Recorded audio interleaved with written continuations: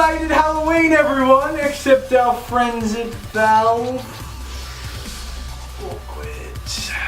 Valve held an event for Dota 2 players last year for Halloween called Diretide. We saw players getting new classes, new game modes, new skins just for the holiday. Now I'm struggling to take this seriously, but oh my god, Valve didn't do it this year!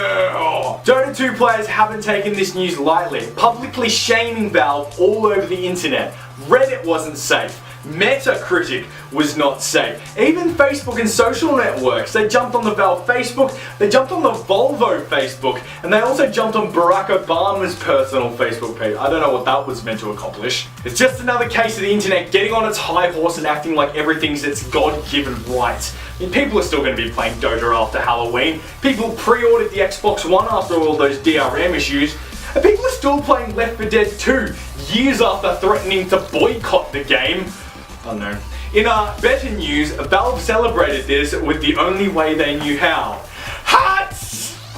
GTA's gone to confirm itself to be the best game of all time. Take-Two's just reaffirmed that 29 million copies of the game have been sold. I mean, we knew it was going to be huge when we found out it was the fastest selling entertainment product. So not just game, product of all time, selling 2.25 million copies in a matter of 5 days. They're just kind of going from strength to strength. So if we do some basic math here, knowing that Rockstar shipped 29 million copies of Grand Theft Auto 5 and one copy of Grand Theft Auto 5 is equal to about $80, we come out with about $2.3 billion. Now that's the equivalent of 8 top-of-the-line Boeings, or 11.5 of Richard Branson's $200 million islands, or if you're into cars, 7,500 Ferrari Berlinettas. Oh, let's bring it home a little bit. Grand Theft Auto Online, it's worth 8,000 of the highest priced apartment complexes. This unprecedented success surely means we can consider gaming an art form now. Let us know in the comment section below if you disagree. Microsoft just continues to find ways to annoy their customers.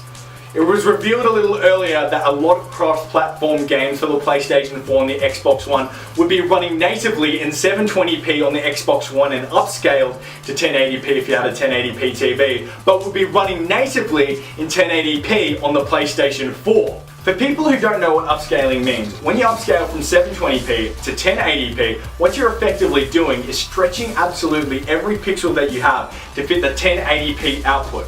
That's kind of like stretching this small image. Once it gets bigger past its native resolution, it starts to go blurry. Now, the problem with this is there's actually quite a large difference between 720p and 1080p. This may sound a bit confusing, but there's actually about 1,000 pixels difference there. So it's 1,000 to 2,000. And that's quite significant, so you can understand why people would be peeved. Wait. It's not actually all Microsoft's fault this time. No, stop your booing, kids. Stop your booing. It's actually a choice that developers have to make.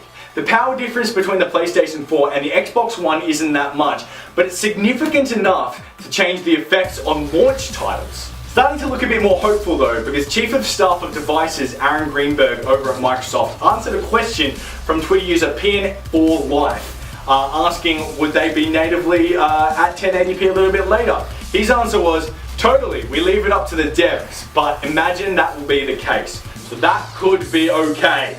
Do you think this is a substantial enough difference to make you swap preferences for your next gen consoles? Considering it's launch titles only at the moment, not for me, but Microsoft have to kind of come to the party at some point. Don't they, guys? Guys? No? That's it for the Respawn recap today. If you want to check out more stuff from Respawn HQ, www.radiorespawn.com. On Facebook, facebook.com/Radio Respawn. On Twitter, @Radio Respawn. My name's Josh Owen. I'll speak to you next week. Bye!